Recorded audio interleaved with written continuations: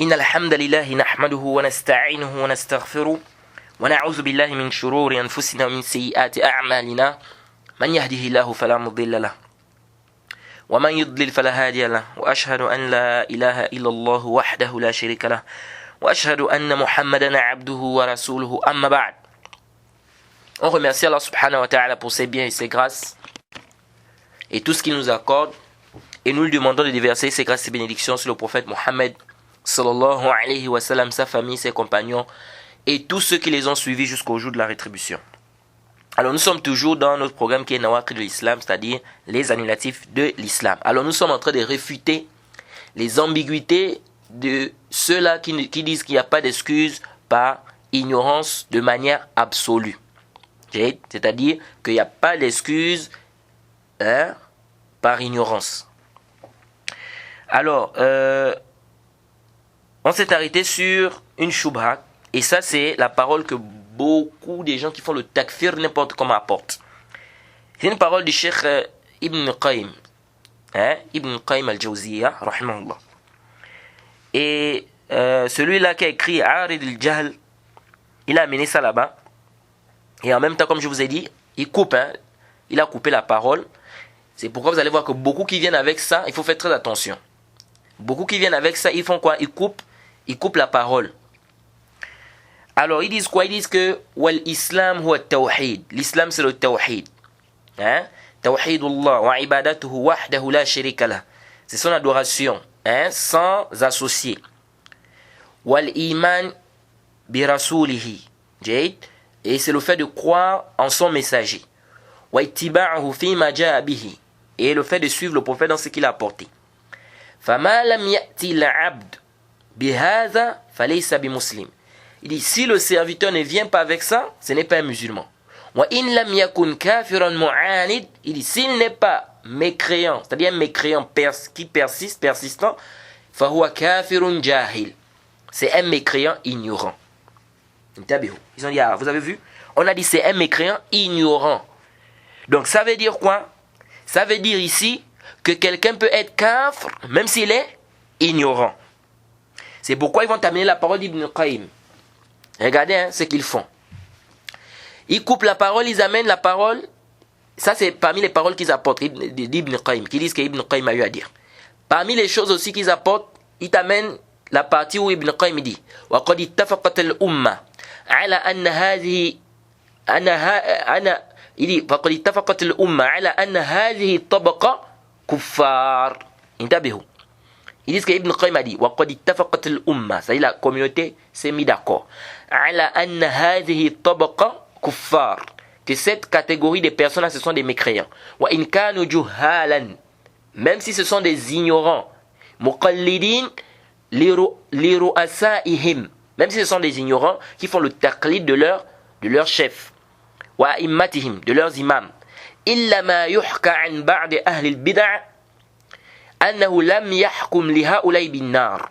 Il dit, sauf ce qu'on rapporte de certaines personnes des bid'a, qui n'ont pas dit que ceux-là, ce sont des gens de l'enfer. وَجَعَلَهُمْ بِمَنْزِلَةِ مَا لَمْ تَبْلُغْهُ دَعْوَةً. Et ils ont classé cette catégorie-là parmi ceux-là qui n'ont pas reçu le message. وَهَذَا مَذْهَبْ لَمْ يَقُلْ بِهِ أَحَدٌ مِنْ أَئِمَّةِ الْمُسْلِمِينَ. Il dit, ce madhab-là, aucun savant parmi les savants de la sunna n'a eu à dire ça. وَلَا sahaba, وَلَا tabi'in, ni les compagnons, ni les tabi'in, وَلَا مَنْ بَعْدَهُمْ, ni ceux qui sont venus après. وَإِنَّمَا يُعْرَفْ عَنْ بَعْدِ أَهْلِ الْكَلَامِ الْمُحْدَثِ فِي الْإِسْلَامِ. Il dit, mais cela est connu parmi, c'est connu des gens quoi? Des gens les philosophes, les gens de la, comment on dit, les dialecticiens, n'est-ce pas?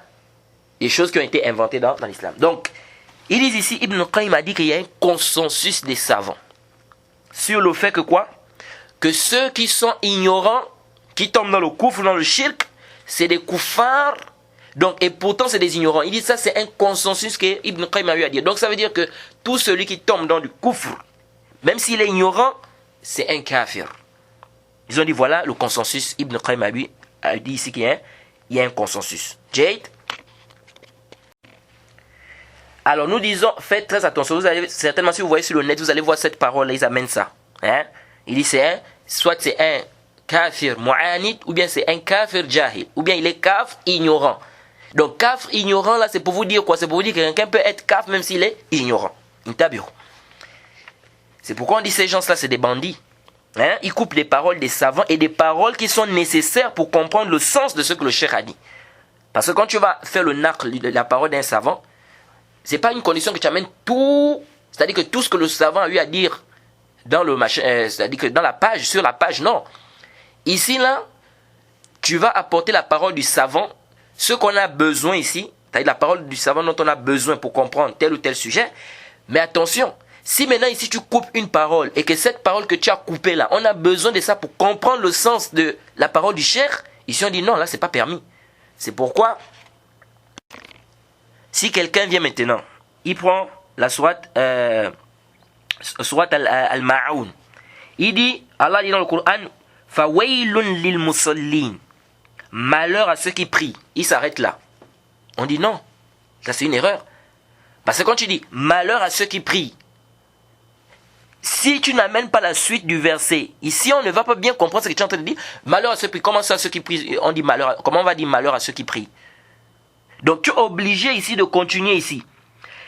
Malheur à ceux qui prient, tout en négligeant ou en retardant leur prière. Ah, là maintenant le sens est clair. Mais tu ne vas pas venir prendre, tu dis malheur à ceux qui prient.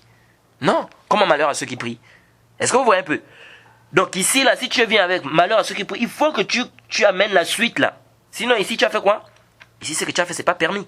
C'est pourquoi ici, là, quand tu vas prendre la parole d'un savant, tu vas couper la parole d'un savant. Si tu coupes la partie, c'est-à-dire une partie qui nous donne, qui nous permet de comprendre le sens, ou bien le but de la parole du cheikh, ici on dit non, c'est pas permis. Donc quand toi tu viens, tu dis, le cheikh a dit, la communauté, les savants se sont mis, ils sont unanimes, que celui-là qui tombe dans le coufre, par ignorance, il est kafr. Non. Tu amènes ici la parole du cheikh. Le cheikh est en train de parler d'un groupe bien précis. C'est pourquoi Ibn Qayyim, dans son livre Tariq al-Hijratain, quand il a parlé de ça, il a amené combien de catégories? Il a parlé de 18 catégories. 18 catégories. Et ici, là, Ibn Qayyim parle de la 17e catégorie. La 17e catégorie. C'est qui là? C'est-à-dire, qui sont-ils ici, la 17e catégorie là? Intabiru. Ibn Qayyim dit ceci. Je vous lis ici. Tariq al-Hijratain. À la page, c'est pourquoi vous voyez que c'est des bandits. À la page 813 à 816. Ibn Qayyim dit Tabaqatu sabi'a ashara. Ça y est, la 17e catégorie. Donc Ibn Qayyim est en train de parler de la 17e catégorie. Il dit quoi ici? Il dit Tabaqatul muqallidin. Ce sont ceux-là qui font le taqlid.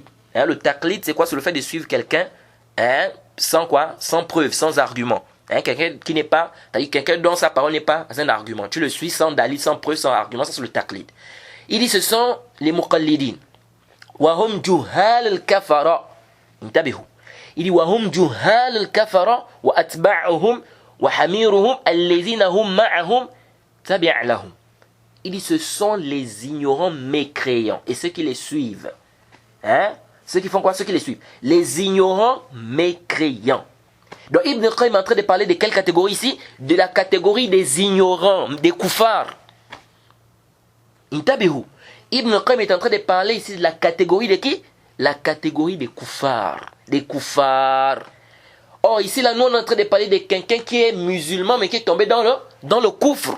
Mais Ibn Qayyim, ici, la catégorie qu'il est en train de parler ici, c'est la catégorie de qui? De ceux qui sont c'est des koufars à la base.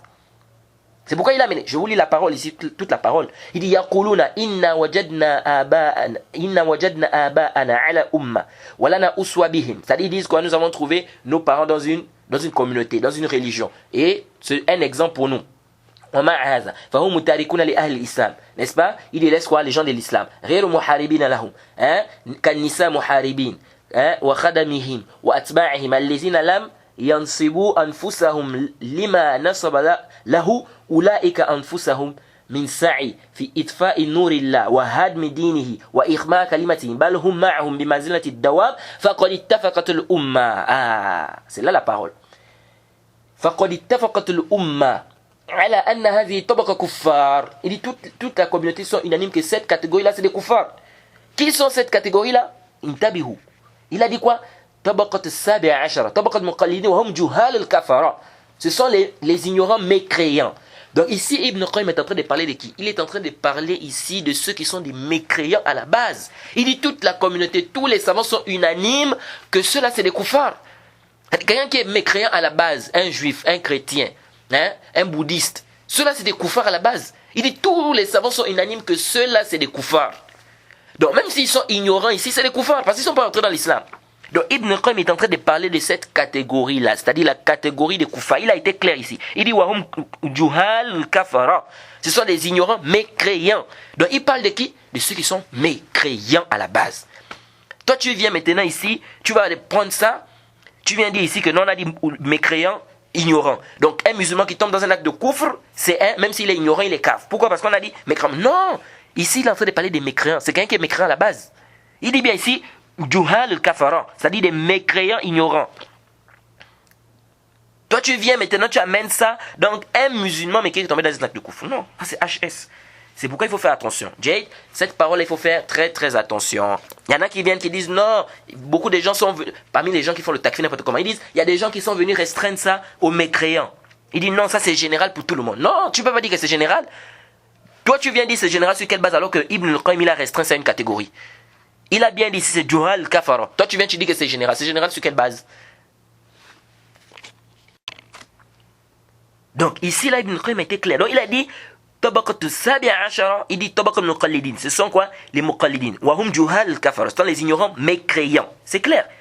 Et c'est là où il a dit. La suite il dit wa qad ittafaqat al-umma ala anna hadhihi tabaqa kuffar. La communauté est unanime que cette catégorie là ce sont des kuffars. Wa in kanu juhalan muqallidin. Même si ce sont des ignorants qui font le taqlid de leurs chefs, de leurs imams. Donc qui sont ceux-là? Même si c'est des ignorants, c'est des mécréants, c'est qui? Ceux qui sont des koufars à l'origine. Parce que c'est des koufars. Un juif, un chrétien, un bouddhiste, tout ça c'est des koufars, c'est-à-dire ce sont des koufars à l'origine. Donc même s'ils sont ignorants, n'est-ce pas? Ils sont toujours considérés comme des koufars. Pourquoi? Parce qu'ils ne sont pas rentrés dans l'islam. Ils ne sont pas rentrés dans l'islam. On a dit soit tu es musulman, soit tu es kafr. Donc ici là, on dit quoi ici? On dit ici, Ibn Qayyim est en train de parler de ceux qui sont des koufars. Et c'est comme ça qu'ils ont fait avec beaucoup de paroles d'Imam Shanqiti, de Ahmed Shakir, beaucoup de paroles comme ça qu'ils ont coupées. Ils ont amené des paroles de certains savants qu'ils ont coupées, qui n'ont pas quoi? Ils n'ont pas détaillé. Même le Abdul Latif ibn Abdurrahman ibn Hassan, ils ont amené ces paroles, ils ont quoi? Ils ont également coupé. Donc il faut faire très très attention. C'est pourquoi on dit aux gens de retourner vers les ulama, retourner vers les savants, qui sont reconnus. Ne vous évadez pas. J'ai vu quelqu'un une fois, je sortais de la bibliothèque, il est allé acheter le livre Dawabit al-Takfir, d'Abu La'ala, là, Rashid. Je lui ai dit, ah mon frère, attention. Il a pris les deux livres, Arid al-Jahl et Dawabit al-Takfir. J'ai dit, ah mon frère, en guise de Nasiha, comme on dit, Ad-Din Nasiha. J'ai dit, le livre que tu vois là, il faut faire très attention à ça. C'est un livre, parce que je me suis d'abord dit que, je le laisse comme ça, partir avec ça, ou bien je lui dis. Mais je n'ai pas pu supporter. J'ai dit, non, il faut que je lui dise quand même. En guise de conseil. Alors je lui ai dit que, mon frère, les deux livres que tu viens d'acheter, il faut faire très attention. Parce que les paroles que lui, là, il a ramenées de certains savants, il a coupé de certaines paroles là. Ce qui fait que le sens que le cheikh a voulu donner ici, celui qui lit, il peut ne pas assimiler le sens. Donc il faut faire très attention. Il m'a dit, merci, il est parti. J'ai dit, alhamdoulilah, j'ai au moins dit. Parce qu'on dit, celui parmi vous, n'est-ce pas, qui voit un mal, il doit changer. Soit avec les mains, soit avec la parole, soit avec le cœur. Et comme le prophète a dit, s'il ne peut pas, s'il ne peut pas avec les mains, avec la parole, s'il ne peut pas avec la parole, avec les mains. Donc je lui ai dit que mon frère, attention le livre. Et vraiment, il faut faire très attention. Il faut faire très très attention à ces deux livres-là parce que quand vous allez prendre ça, vous allez lire des paroles là-bas, vous allez penser que, mais comment le cher peut dire ça alors que la parole a été quoi? Elle a été coupée. C'est pourquoi il faut faire très très attention. D'ailleurs, ici, là même, c'est ceux qui viennent pour dire que non, Ibn Qayyim, il ne voit pas le A'udh bil Jahl de manière absolue comme ça. C'est-à-dire, ils viennent, ils te disent de manière absolue. Mutlaqan, il ne voit pas le A'udh bil Jahl. Ça, c'est le Jahl. Ibn al-Qayyim dit ceci dans son livre Madarij al-Salikin, au tome 1. Madarij al-Salikin, au tome 1, à la page 338-339. Il dit Kufr al-Juhud nawa'an. C'est-à-dire, la mécréance par reniement, c'est de deux types. Kufr mutlaq. Nous avons une mécréance qui est quoi? Absolue, générale. Wa kufr muqayyad khas. Et une autre mécréance qui est quoi? Qui est restreint, spécifique. Fad mutlaq la mécréance qui est absolue là, an yajhad jumlatan ma anzala Allah wa irsaluhu ar-rasul. Il dit, quand on dit la mécréance par juhud de manière absolue, c'est quoi? C'est-à-dire c'est le fait que la personne renie de manière générale ce qu'Allah a fait descendre. Hein? Et ce que Allah subhanahu wa ta'ala a fait descendre sur le prophète Mohammed sallallahu alayhi wa sallam, ou bien sur le prophète. Ça c'est le juhud de manière mutlaq. C'est-à-dire il rejette complètement tout ce qui est descendu comme révélation. Wal khas muqayyad. Il dit, et il y a ce qui est restreint, qui est spécifique. Le kufr juhud, c'est-à-dire quand on dit quelqu'un kufr juhud, c'est-à-dire c'est le fait de quoi? De renier. Et il dit cela est de deux types. Cela est de quoi? Est de deux types. Soit, c'est ici il a rejeté tout ce qui est descendu comme révélation, soit il a rejeté une partie. C'est pourquoi il dit il y a le mutlaq et le khas. Le khas c'est quoi? Il dit an yajhad fardan min furud l'islam. C'est le fait qu'il renie, qu'il rejette une obligation parmi les obligations de l'islam. Ou tahrim muharram min muharramatihi. Ou bien le fait qu'il rejette quelque chose, c'est-à-dire le fait qu'il rejette quelque chose qui est interdit. Parmi les choses interdites dans l'islam. Il rejette une chose interdite parmi les choses qui sont interdites dans l'islam. Ou sifatin wasafa Allahu biha nafsah. Ou bien un attribut qu'Allah subhanahu wa ta'ala s'est donné lui-même. Ou khabaran akhbarahu Allahu bihi amdan. Ou bien une information qu'Allah nous a apportée. Lui rejette ça de manière quoi? Volontaire. Ou taqdiman liqawli man khalafahu alayhi. Ou bien le fait de faire précéder la parole de quelqu'un qui vient contredire une information qu'Allah subhanahu wa ta'ala nous a donnée. Les gharad min al-aghrad. À cause d'un but parmi les buts. Ou bien une cause parmi les causes. Wa amma jahd dhalika. Il dit quant au fait de renier ça. Écoutez maintenant ici. Il dit amma jahd dhalik. Quand le fait de renier cela. Jahlan. Ou ta'wilan. Par ignorance. Ou bien par mauvaise interprétation. Ou bien ambiguïté. Yu'zar fihi sahibuhu. Dont on peut excuser celui qui a fait cela. Fala yakfur sahibuhu bihi. Il dit quoi? Il dit celui qui le fait, il n'est pas mécréant. Car hadith allazi jahada qudratullah alayhi. On a même déjà vu ça. Comme le hadith de celui qui a rejeté le destin, qui a rejeté la puissance d'Allah subhanahu wa ta'ala. Wa amara ahlahu an yahriquhu. Il a demandé à sa famille de le brûler. Wa yazruhu fi rih. Et qu'on le balance, n'est-ce pas, à l'air. وَمَا هَذَا فَقَدْ غَفَرَ اللَّهُ لَهُ وَرَحِمَهُ لِجَهْلِهِ. Il dit, mais avec ça, Allah lui a pardonné, il lui a fait miséricorde à cause de son ignorance. Écoutez, il dit à cause de son ignorance. Donc, le Cheikh Ibn Qayyim est plus que clair. Il dit, وَأَمَّا جَحْدُ ذَلِكَ جَهْلًا. Donc, le fait de rejeter une obligation, parmi les obligations de l'islam, ou bien de refuser que quelque chose est interdit alors que c'est interdit dans la législation. Ou de rejeter un attribut parmi les attributs d'Allah. Ou bien une information qu'Allah nous a accordée. Il dit ça fait partie du juhud aussi.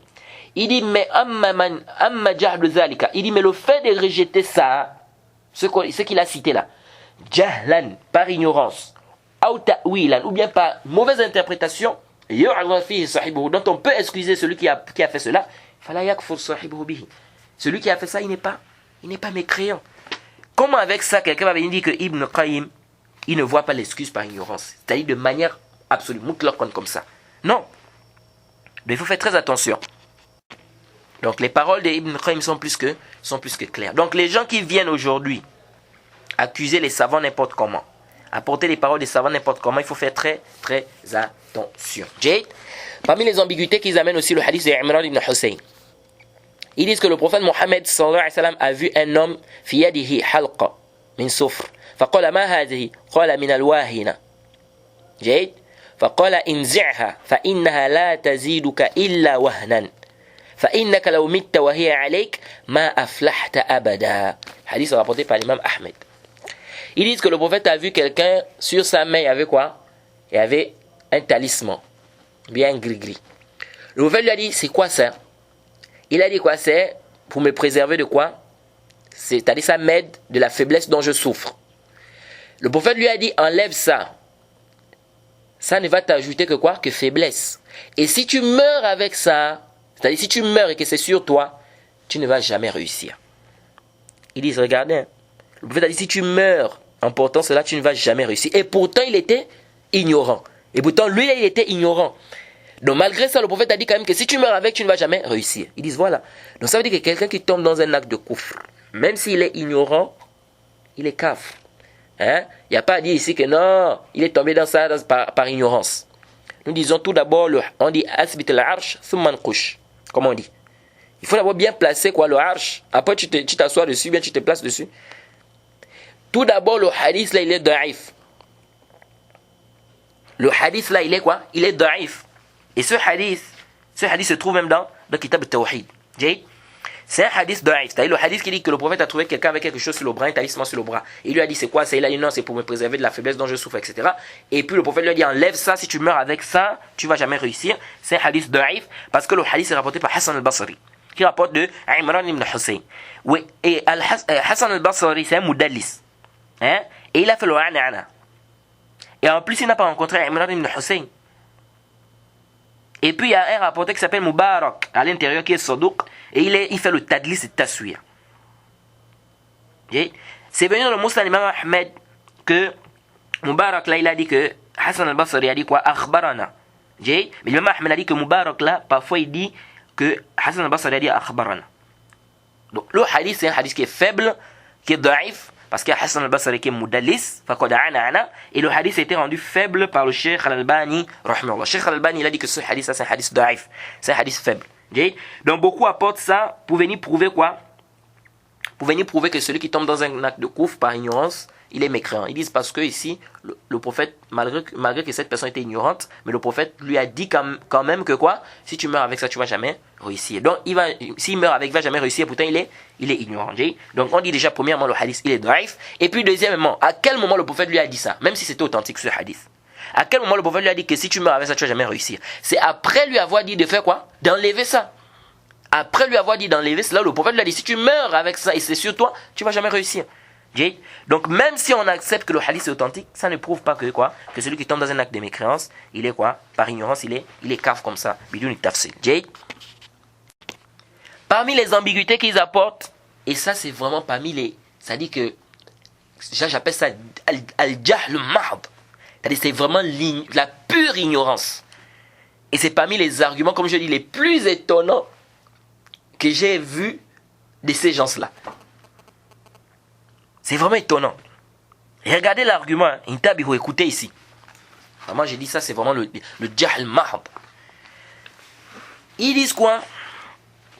Ils disent Allah subhanahu wa ta'ala dit وَإِذَا أَخَذَ رَبُّكَ مِنْ بَنِي آدَمَ مِنْ ظُهُورِهِمْ ذُرِّيَّتَهُمْ وأشهدهم على أنفسهم ألست بربكم قالوا بلى شهدنا أن تقولوا يوم القيامة إن كنا عن هذا غافلين.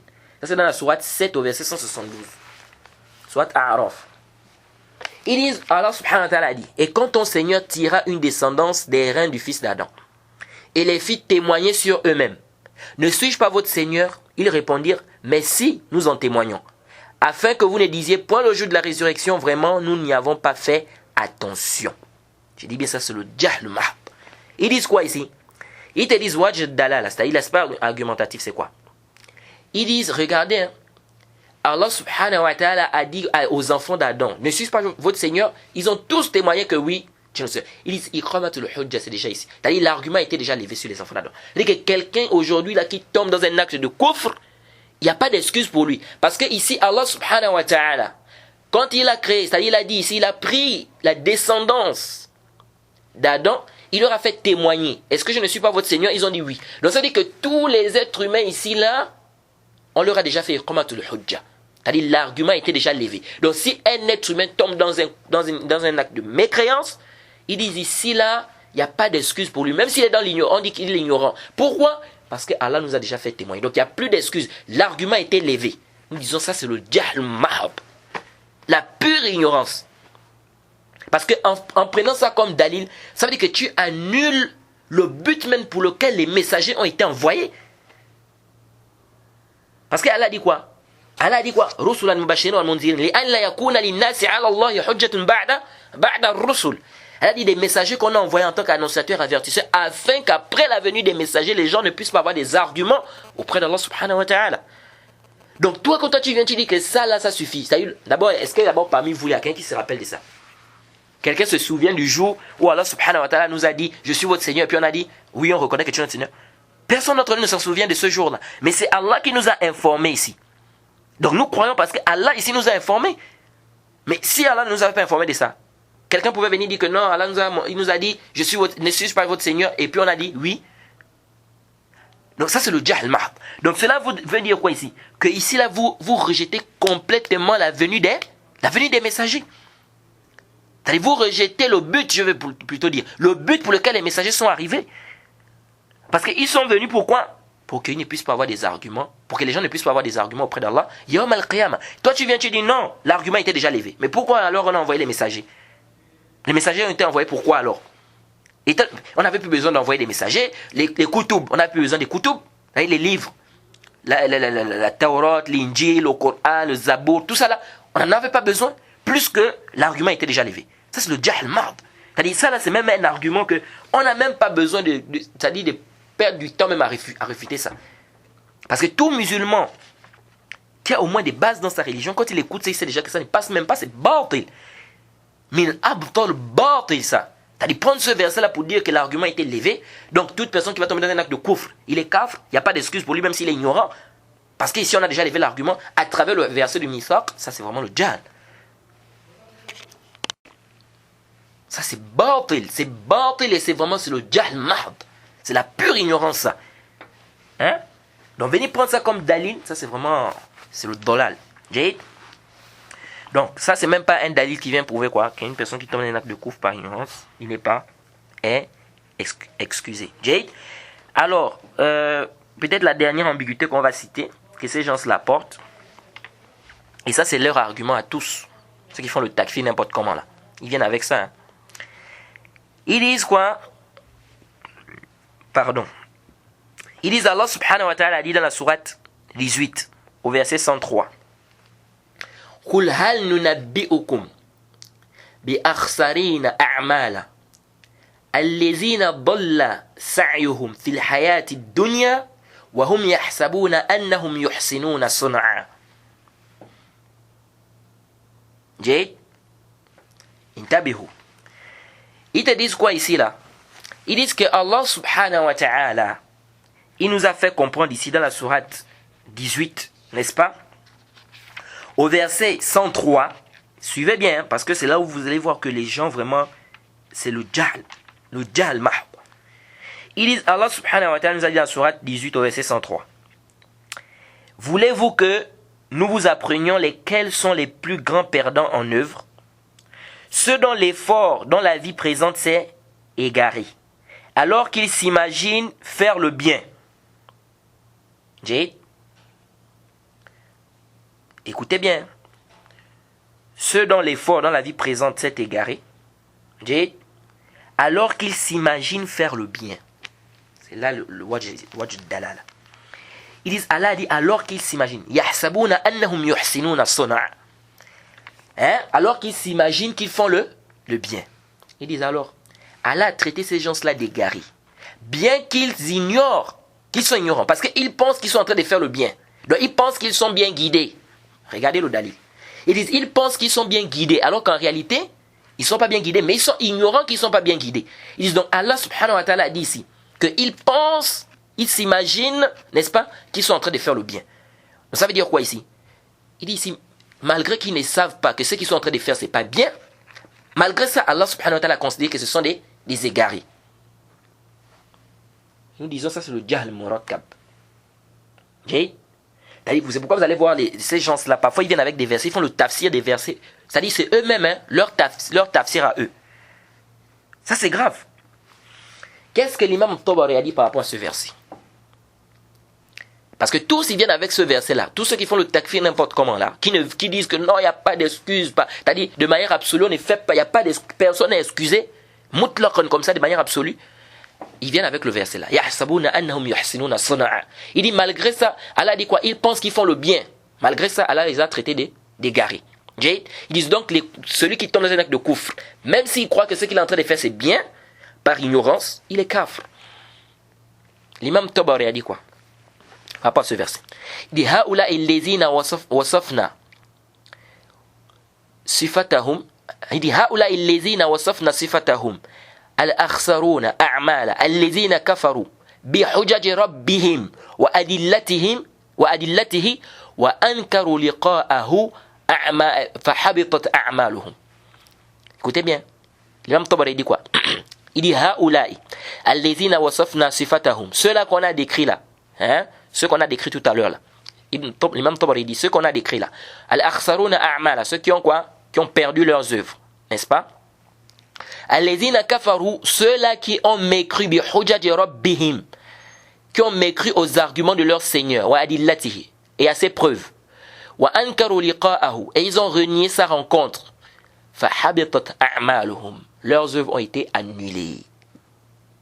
Donc, ça veut dire quoi ici? Intabihu. Ça veut dire que l'imam Tabari dit ceux-là qu'on a cités dans le verset là. Yahsabuna annahum yus'inuna as-sun'a. Il dit ce sont ceux-là qui ont mécru aux arguments de leur Seigneur et aux preuves de leur Seigneur. Et ils ont renié quoi? Sa rencontre yawm al-qiyamah. Donc leurs œuvres ont été annulées. Donc ça veut dire quoi? Ça veut dire que ceux-là dont il est question ici, ils ont renié les arguments de leur Seigneur. Ça veut dire qu'ils ont reçu les arguments. Ils ont reçu les preuves. Donc ici, là, quand on a dit ils pensent qu'ils font du bien, mais ils ont déjà reçu les dalils. Iqamatul hujja a été déjà fait pour ceux-là. Donc celui-là dont on a fait Iqamatul hujja, son cas est terminé là. Quelqu'un peut dire, ils peuvent dire non, mais là c'est la parole d'Imam Tabari. C'est pas cité dans le verset. On a dit yahsabuna annahum yuhsinuna as-sun'a. On n'a pas cité, on n'a pas dit ici qu'ils ont eu les arguments, ils ont eu comment le hujja. Nous disons intabihu. Parce qu'on a dit ici que ces gens-là, tout ce qu'ils ont comme dans leur tête, c'est seulement al-uz bil jahl, al-uz bil jahl. Intabihu. Arju an tantabihu. Qu'est-ce que la suite du verset nous dit? Suivez bien la suite du verset. On dit non, lisez la suite du verset. La suite du verset dit quoi? أولئك الذين كفروا بآيات ربهم ولقائه فحبطت أعمالهم ولا يقيم لهم يوم القيامة وزنا فلا نقيم له يوم القيامة وزنا. Ça veut dire quoi ça? Intabihu. Le verset est clair. Elle a dit Oulaïka. Donc quand elle a dit Allezina dolla, quand elle a dit Qul hal unabbi'ukum هل ننبئكم بأخسرين أعمالا جيد الذين ضل سعيهم في الحياة الدنيا وهم يحسبون أنهم يحسنون الصنع. Qu'est-ce qu'elle a dit? أولئك الذين كفروا بآيات ربهم ولقائه فحبطت أعمالهم فلا نقيم لهم يوم القيامة وزنا. C'est clair. Allah subhanahu wa ta'ala dit ceux dont l'effort dans la vie présente s'est égaré, alors qu'ils s'imaginent faire le bien, ceux-là qui ont renié ou bien qui ont nié les signes de leur Seigneur, ainsi que sa rencontre, leurs actions sont donc vaines. Nous ne leur assignerons pas de poids le jour de la résurrection. C'est pas tout. Allah encore dit ذلك جزاؤهم جهنم بما كفروا واتخذوا آياتي ورسلي هزوا. Qu'est-ce qu'elle a dit ici? Il dit, suivez attentivement, ceux-là qui ont renié les signes de leur Seigneur, ainsi que sa rencontre, ce sont ceux-là qui ont renié les signes de leur Seigneur, ainsi que sa rencontre, leurs actions sont donc vaines, nous ne leur assignerons pas de poids. Le jour de la résurrection, c'est que leur rétribution sera l'enfer, pour avoir mécru et pris en raillerie mes signes et mes messagers. Subhanallah, subhanallah. Elle est claire. Elle a dit ici, leur rétribution c'est quoi? L'enfer. Pour avoir mécru. Donc pourquoi ils vont aller en enfer? Parce qu'ils ont mécru et ils ont pris en raillerie mes signes et mes messagers. Ça veut dire qu'ils ont reçu les arguments, ils n'ont pas reçu les arguments. Ça veut dire qu'ils ont reçu les arguments. Donc quand Allah dit que, elle dit que, wahum yahsabuna annahum yuhsinuna as-sun'a, c'est-à-dire ils pensent qu'ils font du bien, ceux-là ils ont reçu les dalils, ils ont reçu les arguments, ils ont reçu les prophètes, mais ils ont fait quoi? Ils ont renié. Alors ceux-là, ils sont quoi? C'est des koufars. Donc ici, là, tu ne peux pas amener ce verset-là pour dire que non, on les a appelés égarés, mariés, qui sont ignorants, alors qu'ils ont eu déjà les arguments. Mais il faut faire très attention. Donc le verset, il est clair. Donc ce n'est pas un dalil ici. Donc on dit celui qui tombe dans un acte de kufr, par ignorance, il faut qu'on lui apporte des arguments. Maintenant, s'il refuse, il rejette, c'est fini là. Son cas est fini. Donc ici, là, de venir dire, c'est-à-dire son cas est fini, c'est-à-dire qu'on dit ici que quoi? Là, on peut dire ici qu'il est kafir. Pourquoi? Parce qu'ici, on a fait ce qu'on appelle l'iqamatul hujja. Bien évidemment, avec les autres conditions, comme on a déjà détaillé. Bref. Donc ici, là, c'est pas un verset qui vient nous prouver quoi? Qui vient nous prouver ici que quelqu'un qui tombe un acte de kufr, même s'il est ignorant, il est quoi? Il est kafir. Donc voilà un peu de manière résumée les arguments que ces gens-là apportent pour soutenir leur avis qui est batil, selon lequel l'excuse par ignorance n'existe en aucun cas. Il faut bien écouter. Ils disent quoi? L'excuse par ignorance n'existe en aucun cas. Ça veut dire quoi? Ça veut dire quoi en aucun cas? C'est-à-dire qu'il n'y a pas quelqu'un sur cette terre qui est excusé. Peu importe la situation, peu importe là où il vit, peu importe le milieu. Ils viennent même contredire le ijma'. Pourquoi? Parce que Ibn Taymiyyah, le Cheikh Islam Ibn Taymiyyah, il a même rapporté un ijma' dans le Majmu' Fatawa. Concernant les gens qui sont quoi? Quelqu'un qui vient de s'islamiser et qui vit dans un endroit éloigné où il n'y a personne, n'est-ce pas, pour lui enseigner la religion. Il dit celui-là ou ceux-là, s'il renie une obligation de la religion, comme par exemple le fait que le vin soit interdit, il renie une obligation de la religion, le Cheikh Islam Ibn Taymiyyah dit par consensus des savants, ceux-là ne sont pas des koufars. Il n'est pas permis qu'on considère que ces gens sont des koufars. C'est-à-dire, il vient à peine de s'islamiser, il vit dans un endroit qui est éloigné, il n'a aucun savant pour lui enseigner. Lui là, le Cheikh Islam Taymiyyah dit par consensus, ijma', il n'est pas permis de considérer cette personne comme kafir, même s'il réunit quoi? Une obligation de quoi? De la religion. Donc ça veut dire ici quoi? Quand toi tu viens, tu dis il n'y a pas d'excuse de manière absolue, mutlaqan comme ça, par ignorance, ça c'est le jahl.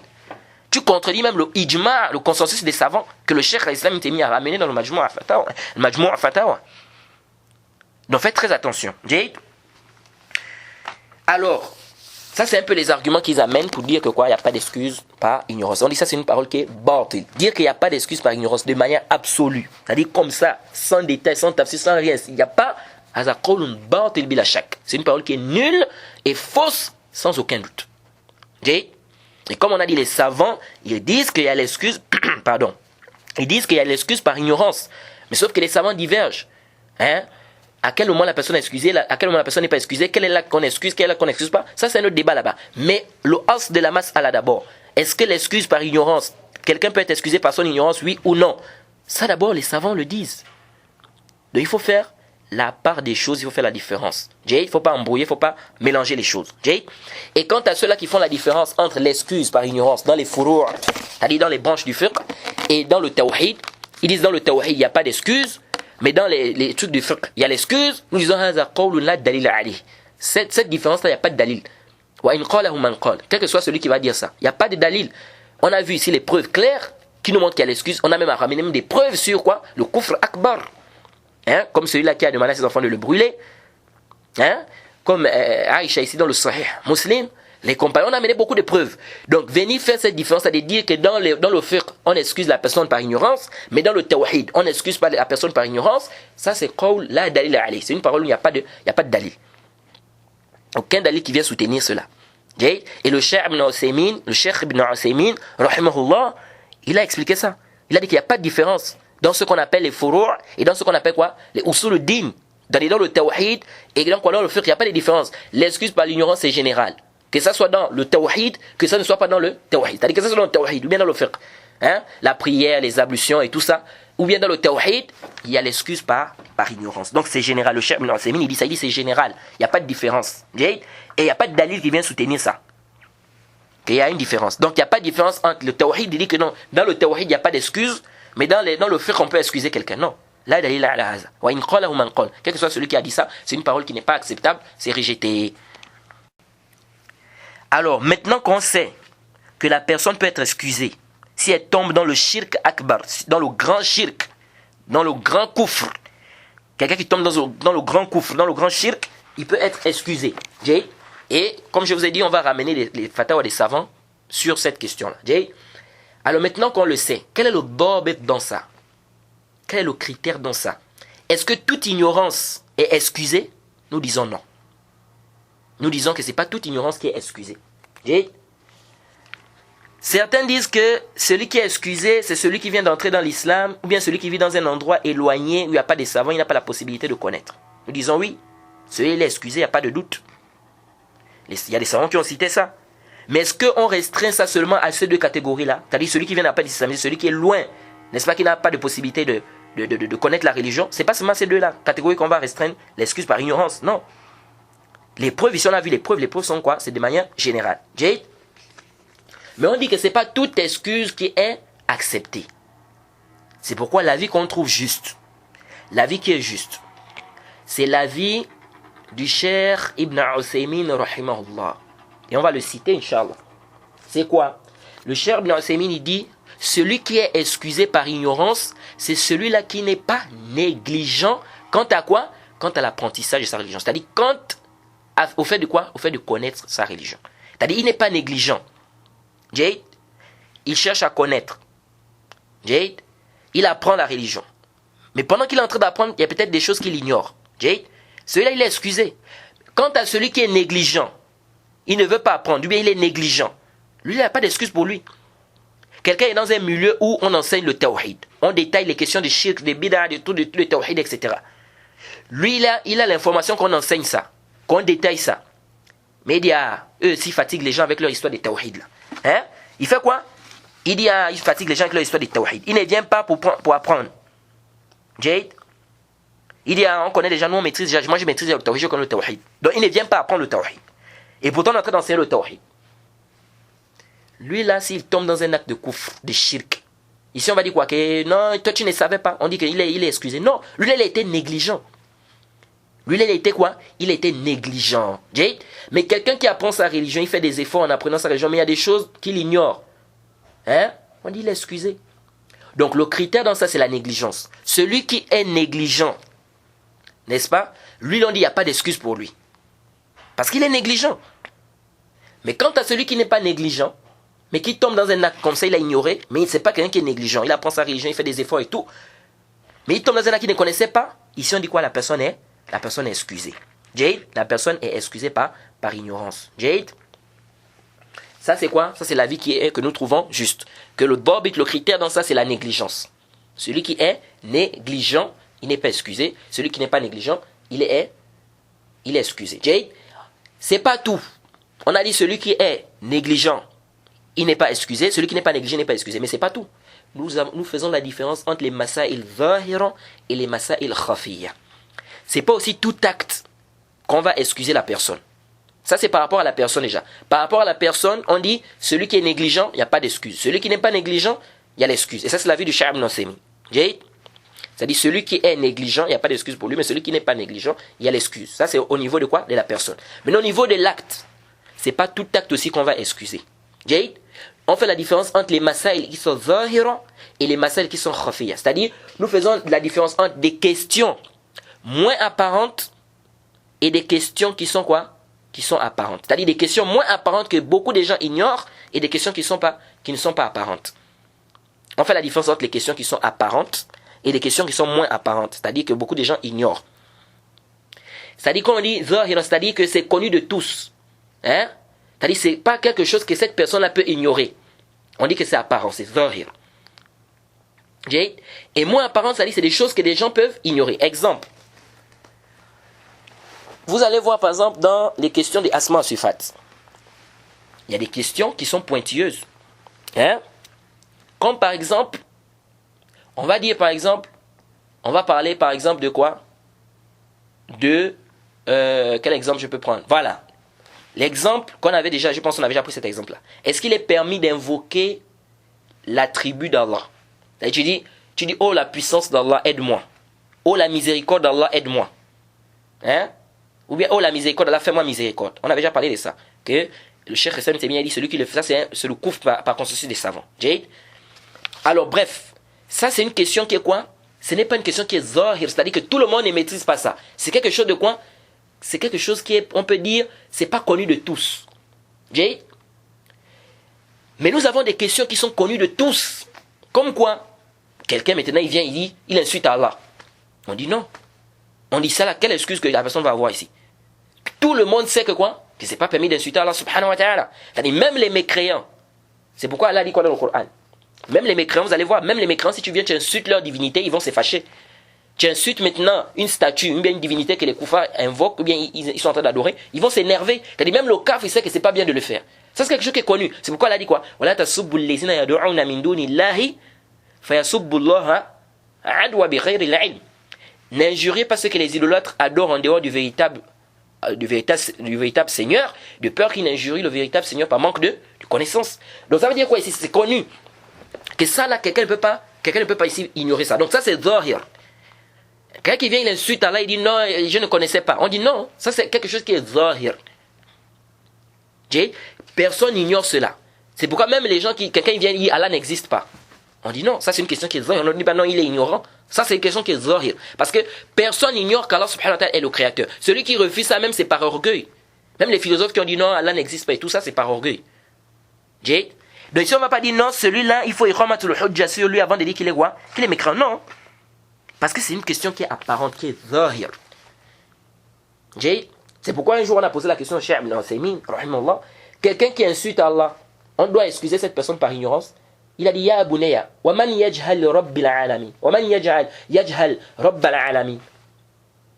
Il a dit quoi? Et qui est celui-là qui ignore le Seigneur de l'univers? Quelqu'un a posé la question au Cheikh Ibn Uthaymin, il a dit quelqu'un maintenant il insulte Allah, est-ce qu'on doit excuser cette personne par ignorance? Il a dit mais et qui est celui-là qui ignore le Seigneur de l'univers? Ça c'est quelque chose de zahir. On dit non, il n'y a pas d'excuse ici, c'est quelque chose qui est connu de tous. Et ça me rappelle l'histoire qu'on rapporte souvent dans les livres de Jarh wa Ta'dil. On dit qu'Abu Hatim, une fois, il marchait et il y avait toute une foule autour de lui. C'est-à-dire plein de gens étaient autour de lui. Et les gens marchaient. Il y avait une vieille femme qui était là, elle marchait pour elle. Les gens sont venus, tellement il y avait la foule, ils ont fait tomber cette vieille femme-là. Elle s'est relevée, elle a demandé que, mais c'est qui celui-là? Celui dont on voit les gens sont entourés comme ça, plein de gens sont autour de lui comme ça. C'est comment? C'est qui? Qu'est-ce qu'ils ont dit? Ils ont dit, tu ne le connais pas, Abu Hatim, tu ne le connais pas celui-là? Elle a dit, non, je ne le connais pas. Ils ont dit, c'est celui qui a montré avec 1000 dalils qu'Allah existe. Il dit quoi? Ils ont dit quoi? C'est celui qui a prouvé avec 1000 dalils qu'Allah subhanahu wa ta'ala existe. La vieille elle a dit, mais est-ce qu'on a besoin d'un dalil sur l'existence d'Allah subhanahu wa ta'ala? Le jour où j'ai écouté cette histoire-là, ça m'a fait rigoler. La vieille elle a dit quoi? Elle a dit, est-ce qu'on a besoin d'un dalil sur l'existence d'Allah subhanahu wa ta'ala? Est-ce que vous voyez? Donc pour dire qu'il y a des choses, c'est des choses qui sont quoi? Qui sont connues. C'est pourquoi on avait posé la question au Cheikh Rabi' ibn Hadi al-Madkhali, hafizahullah. On lui avait demandé que quelqu'un qui insulte Allah par colère, sous l'effet de la colère, il insulte Allah, il est excusé. Qu'est-ce que le Cheikh Rabi' a dit? Il a dit, lui là, il a trouvé qu'Allah subhanahu wa ta'ala a insulté dans sa colère. C'est-à-dire, il a trouvé qu'Allah subhanahu wa ta'ala a insulté. Les juifs sont là, les chrétiens sont là. Il ne peut pas insulter ces gens-là. Vous voyez? Donc pour dire quoi ici? Pour dire qu'il y a des choses qui sont quoi? Qui sont zahir. C'est-à-dire c'est clair, c'est apparent, c'est connu de tous. Que cette personne-là, c'est-à-dire ne peut pas ignorer cette chose-là. Quelqu'un vient, il insulte Allah, puis il dit non, je ne savais pas. Non. Ou bien il insulte le prophète, il dit non, je ne savais pas. Non. Il dit non, je ne connaissais pas, c'est l'ignorance. Non. Parce que même les koufars, tu insultes leur divinité, ils vont s'énerver, ils vont se fâcher. Donc c'est quelque chose qui est connu. Donc ça c'est quelque chose de zahir. Alors donc on dit ici, on fait la différence entre des masaïl zahir et des masaïl qui ne sont pas quoi? Qui ne sont pas zahir. Si quelqu'un tombe dans un acte de koufr, dans des masaïl qui sont zahir, c'est ça apparent, c'est connu de tous. C'est-à-dire, cette personne-là ne peut pas ignorer ça. Ici on dit que non, la personne, il n'y a pas d'excuse ici. Maintenant nous avons des questions qui ne sont pas connues de tous. Vous allez voir, il y a des questions dans le tawhid qui sont connues que par quoi? Par des étudiants en sciences. C'est-à-dire que même les awam ne maîtrisent pas ces questions-là. Donc c'est des questions qui ne sont pas zahir, c'est des questions qui ne sont pas quoi? Qui ne sont pas connues de tous. Comme ce que je viens à peine de vous dire là, le fait d'invoquer quoi? L'attribut d'Allah subhanahu wa ta'ala. Et on a dit, le Cheikh Hassan Ibn Taymiyyah, il a dit que c'est du couvre par consensus des savants. Peut-être on va détailler ça si on arrive, parce que je compte aussi, parmi les shuruhat que je compte enseigner, et les livres que je compte enseigner aussi, Aqidatu Wasitiyya. Ou bien Qawaid de Monsla, entre les deux, je vais voir ce que je vais, si Allah nous donne une longue vie et du temps libre. Bref, on va détailler ça là-bas. Donc ici, là, c'est pour dire ceci, qu'il y a des questions qui sont apparentes, dans des questions du tawhid. Il y a d'autres questions qui ne sont pas apparentes, c'est-à-dire c'est pas connu de tous. Alors ce genre de questions-là, qui ne sont pas maîtrisées de tous, c'est des questions qui demandent des détails, des tafsils, etc. Si la personne tombe dans ça, la personne ignore ça, n'est-ce pas? Ici, on ne fait pas sortir la personne de l'islam comme ça. Ici, on dit quoi? On dit il faut iqamatul hujja. Jayid? Parce que c'est des questions quoi, subtiles par rapport au quoi? Par rapport au tawhid. Jayid? Maintenant, intabih. Intabih huna. Arju an tantabihu. Certaines personnes, lorsqu'ils vont dire les questions apparentes, ils vont te donner des exemples. Dire invoquer une autre personne en dehors d'Allah, immoler pour autre qu'Allah. Hein? D'autres même, ils vont te citer. C'est-à-dire, ils vont te citer même parfois la franc-maçonnerie. C'est-à-dire, ils vont te citer certaines choses. Ils vont te dire ça rentre dans des questions qui sont zahir. Nous disons ceci. Attention ici, intabihu. On dit, on fait la différence, oui, entre les questions qui sont apparentes et les questions qui ne sont pas apparentes. Oui. Mais quel est le bob dans ça? C'est-à-dire, qu'est-ce qui est apparent, qu'est-ce qui n'est pas apparent? C'est là le problème. C'est-à-dire, qu'est-ce qui rentre dans les questions apparentes, qu'est-ce qui ne rentre pas dans les questions apparentes? Jade, nous disons comme dit le Cheikh Ibn Usaymin, rahimahullah. Et on va voir tout ça, Inch'Allah. Nous disons comme dit le Cheikh Ibn Usaymin, rahimahullah. Le Cheikh, il dit quoi? Il dit que la masse a la différence entre les questions qui sont zahira et les questions qui sont khafiya, c'est-à-dire les questions apparentes, les questions qui sont moins apparentes, ou bien qui ne sont pas apparentes. Le Bab, il dit la différence là, c'est quelque chose de nisbi. Ça veut dire quoi? Ça veut dire c'est quelque chose de relatif. Ça veut dire quoi? C'est quelque chose de relatif. C'est-à-dire, quelque chose peut être apparent dans un milieu et ne pas l'être dans un autre milieu. Quelque chose peut être apparent chez quelqu'un et ne pas l'être chez une autre personne. Donc ça veut dire qu'on doit prendre en compte le milieu de la personne. On doit prendre en compte la personne. Jade, ça c'est important. Parce que beaucoup de gens, vraiment je vous assure que ce que je suis en train de dire là, c'est très important. Parce que beaucoup de gens sont embrouillés aujourd'hui. Ils ne savent pas quelle est la position qu'ils doivent avoir quand on parle de al-Uz Bilja. On dit ceci, que le bob est ici, c'est la négligence. Celui qui est négligent, il n'est pas excusé. Celui qui n'est pas négligent, il est excusé. Ça c'est pour la personne. Maintenant par rapport à l'acte. C'est pas tout acte aussi que on dit qu'il y a l'excuse par ignorance. Il y a des actes qui sont connus de tous, c'est apparent, c'est connu de tous, c'est-à-dire, c'est pas ignoré. C'est-à-dire, cette personne ne peut pas ignorer ça. C'est-à-dire, c'est pas une personne qui peut ignorer cet acte-là. On dit quoi ici? On dit ici, il n'y a pas d'excuse. Si c'est des questions qui sont subtiles et tout, que des questions que la personne peut ignorer, etc., que cette personne, ce genre de personne peut ignorer ça, ici on dit quoi? On dit que la personne, elle est excusée par l'ignorance. On doit faire comment tu le hujja à cette personne. Jade, le barbit dans ça, c'est quoi? Quelles sont maintenant les questions qui sont apparentes et les questions qui ne sont pas apparentes? Nous disons ici, comme dit le Cheikh Ibn Usaymin, ça c'est quelque chose de relatif. Ça veut dire quoi quelque chose de relatif? C'est-à-dire que quelque chose peut être apparent dans un milieu et ne pas être dans un autre milieu. Quelque chose peut être apparent pour une personne et ne pas être pour une autre personne. Al-wudu', c'est-à-dire, pour être un peu plus clair, quelqu'un qui vit en Arabie Saoudite par exemple, n'est pas comme quelqu'un qui vit en Égypte ou bien en France ou bien au Gabon. Qui sont les pays du koufr. Je veux parler du Gabon et de la France. Qui sont des pays du koufr. Celui-là, le musulman qui vit en Arabie Saoudite, et puis il égorge pour autre qu'Allah, et il vient nous dire non, je ne savais pas que c'était interdit. On dit non, car c'est quelque chose d'apparent en Arabie Saoudite. Parce que l'Arabie Saoudite, c'est un pays, le tawhid est prêché partout dans le pays. On rappelle les formes de shirk partout. Et parmi son site, l'immolation pour autre qu'Allah. Plusieurs savants sont là, ils enseignent dans les massages, dans les mosquées. Plusieurs livres sont écrits sur le tawhid. C'est dispatché dans le pays. C'est vraiment, les bibliothèques c'est rempli. Donc c'est pas quelque chose qu'une personne qui vit en Arabie Saoudite doit ignorer. Jade. Donc nous disons ici que lui là on peut pas l'excuser parce que par rapport à son milieu, ça c'est quelque chose d'apparent. Par contre, au Gabon par exemple, on dit oui. En France par exemple, c'est imaginable que quelqu'un ignore un tel acte. Jade. Au Gabon par exemple, je prends le cas du Gabon parce que le Gabon c'est quoi? C'est mon pays. Je le connais bien. Au Gabon par exemple, la bonne croyance est peu enseignée. Jade. Parce que vous allez trouver quelqu'un par exemple, il va égorger pour autre qu'Allah. Ou bien même les adorations des tombes. Il va aller voir quelqu'un qu'il croit que c'est quelqu'un qui a appris. Il va lui dire non, qui t'a dit ça? Tu peux égorger pour le wali. Tu peux égorger pour le wali. Ça c'est du koufr. Mais lui là, il vit dans un milieu où la croyance est peu enseignée. Les étudiants en sciences qui enseignent sur le terrain aussi, ils sont très peu. Et même là encore, est-ce qu'ils enseignent la croyance? c'est encore un autre problème. Jade. Et ceux qui essaient même d'enseigner, parfois ils ne terminent pas les livres. On commence un cours, 2 cours, après, c'est interrompu. À chaque fois, à cause de certaines occupations. Jade. Donc je prends le cas, par exemple, du Gabon.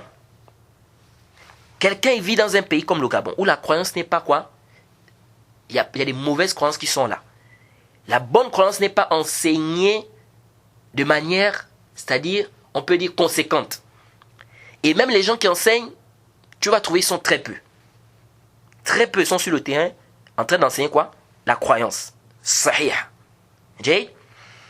Alors, dans ce genre de pays-là, c'est-à-dire, c'est pas étonnant que beaucoup de gens ignorent des questions de tawhid.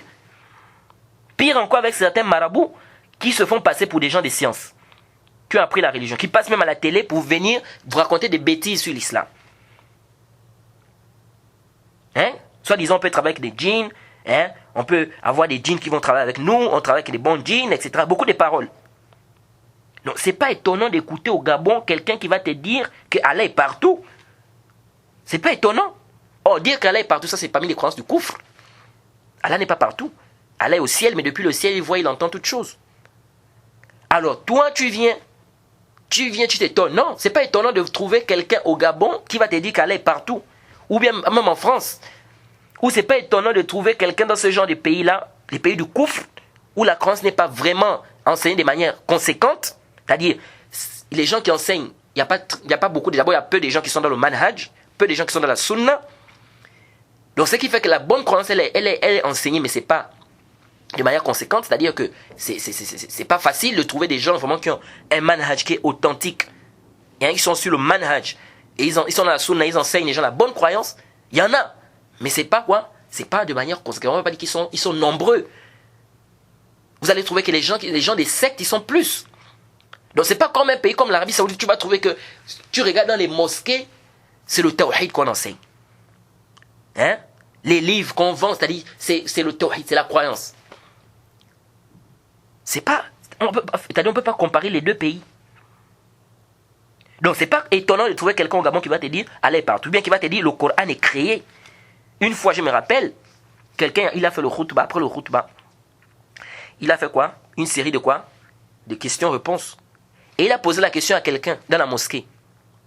Et ce frère-là, je le connais. Il a posé la question, est-ce que le Coran est créé? Le frère était assis, il a dit, oui, le Coran est créé. Vous voyez? Et les gens étaient là assis. Les gens ne savent pas. Donc, c'est pas étonnant de trouver quoi? Quelqu'un dans un pays, dans un milieu où la croyance est moins enseignée, ou dans un pays où il y a peu de gens sur le terrain qui enseignent la bonne croyance. C'est pas étonnant de trouver quelqu'un dans ce milieu-là qui va te dire que le Coran est créé, ou bien qui va te dire que quoi? Qui va te dire qu'Allah est partout.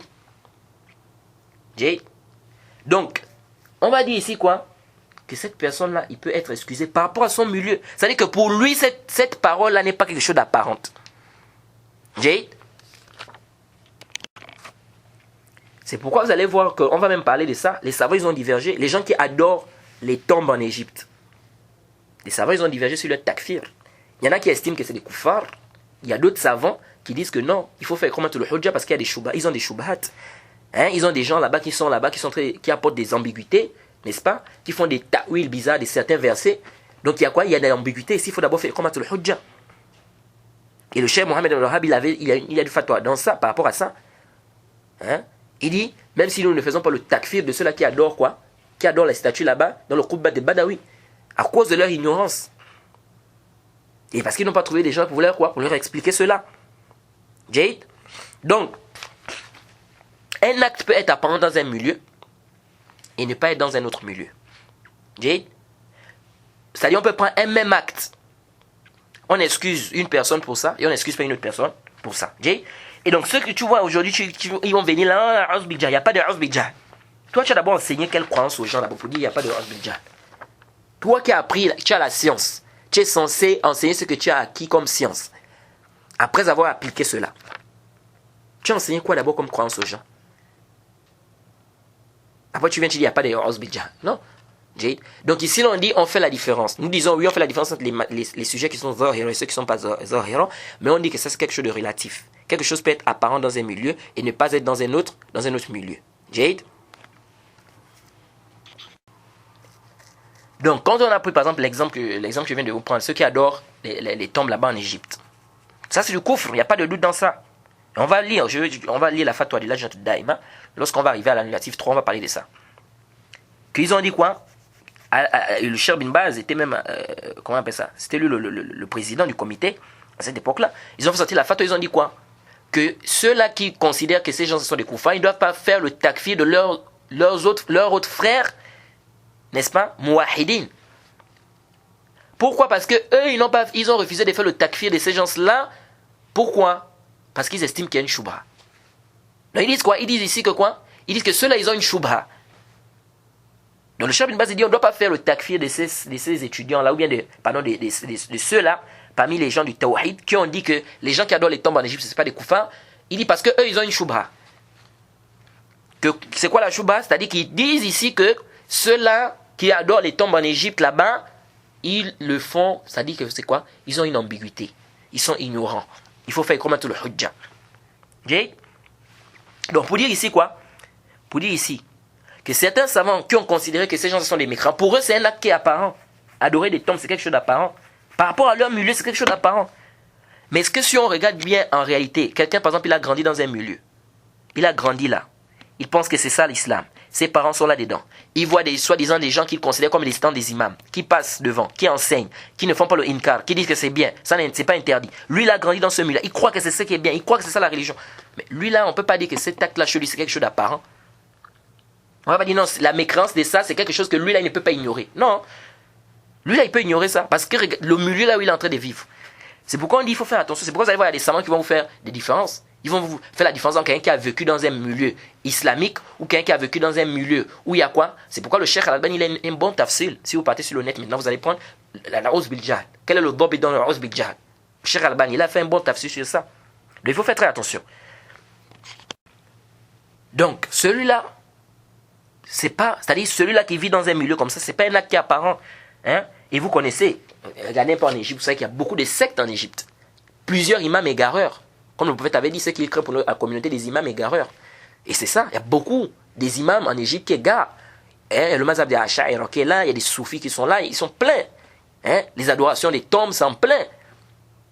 Et soi-disant, les gens qu'on considère comme étant des connaisseurs, c'est-à-dire que ces ignorants-là considèrent comme étant des connaisseurs, et ce sont eux qui ils égarent même tout ce monde-là parce qu'ils disent que non, il n'y a pas de mal dans ça. Ils amènent des shubhas, des versets du Coran, ils amènent des ambiguïtés. Bon, comment celui-là, il y a tellement d'ambiguïtés comme ça, on va venir, on va faire le takfir cette personne. Comme ça. Non, on dit il faut faire attention. Il va te dire non, quand tu veux voir le roi, est-ce que tu ne dois pas passer par les secrétaires? Tu passes par les secrétaires. Donc si tu veux parler, tu veux faire le do'a à Allah subhanahu wa ta'ala, il faut passer par les wali, les awliya.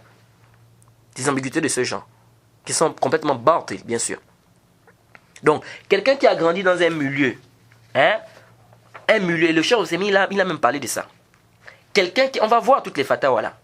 Quelqu'un qui a grandi par exemple dans un milieu, où les gens sont en train d'adorer les tombes. Lui, il a grandi là, n'est-ce pas? Et les gens qui sont là, soi-disant imams, ce sont eux-mêmes qui incitent les gens à faire ça. Ils apportent des versets, ils apportent des hadiths même maudou inventés. Ils amènent des ambiguïtés à ces gens-là. C'est même pas passé par sa tête une fois que là qu'il est en train de poser, c'est pas bien. Mais comment lui, on va dire qu'il est kafr? Donc il faut faire très attention. Il faut faire très attention. Nous disons oui, on fait la différence entre les actes qui sont apparents et les actes qui sont pas apparents, mais on dit ça revient à quoi? C'est quelque chose de relatif. Ça dépend du milieu, ça dépend de la personne. C'est pourquoi vous allez voir certains, ça va vous dire une chose qui est quoi? Qui est la yarfa'ala amthali. C'est-à-dire, une personne de ce genre-là ne peut pas ignorer ça. C'est pourquoi vous allez écouter certains savants qui utilisent cette ibara-là. Donc ici, c'est quelque chose de nisbi. Ça, c'est la vie qui est juste par rapport à cette masse al-Uz bil Jahl. Donc voilà un peu ce qu'il faut retenir ici. Donc de manière résumée, on va résumer. On a dit ici que al-Uz bil Jahl, ça existe. On a mené les preuves du Coran et la Sunna, les paroles de certains savants. Et c'est pas fini, on va mener encore des fatwas des savants sur ça. Mais que, et il n'y a pas de différence aussi. On a dit il n'y a pas de différence entre le Uz bil Jahl, l'excuse par ignorance dans le Tawhid et hors du Tawhid. Troisièmement, on a dit ici que ce n'est pas toute personne qui est excusée. Tout dépend de quoi? De la personne. Quelqu'un qui est négligent, comme dit le Cheikh Ibn Usaymin, lui là on dit quoi? Il n'est pas excusé. Contrairement à celui qui n'est pas négligent.